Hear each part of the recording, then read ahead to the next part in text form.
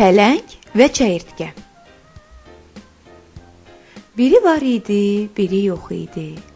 Yamyaşıl bir meşədə çox çalışqan bir çəyirtkə yaşayırdı.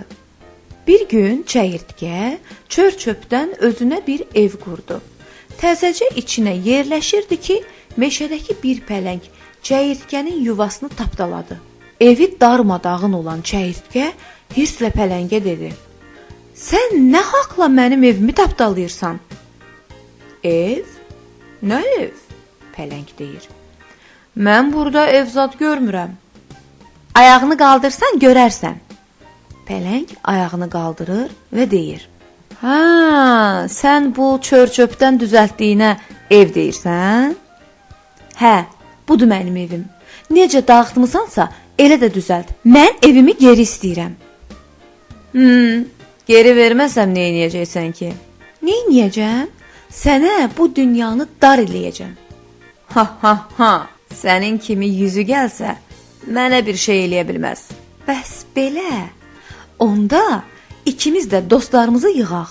Görək kim güclüdür."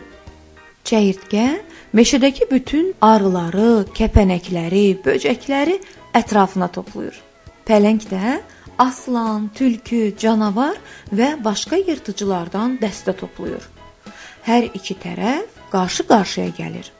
Pələng dişlərini qıcayaraq deyir: "Dostlar, bu böcək tayfasına günlərini göstərək." Pələng elə bunu demişdi ki, çəyirtkələr hop-hop hoppanmağa, arılar vız-vız uçmağa, böcəklər yavaş-yavaş gəzməyə başladılar.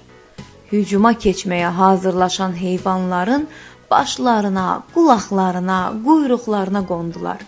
Onları dişləyib, qıdıqlayıb iynələrini batırdılar. Pələng və dostları çaşqınlıq və təlaş içində oradan uzaqlaşdılar. Beləliklə də heç kimi özündən zəif və əskik görməməyi öyrəndilər.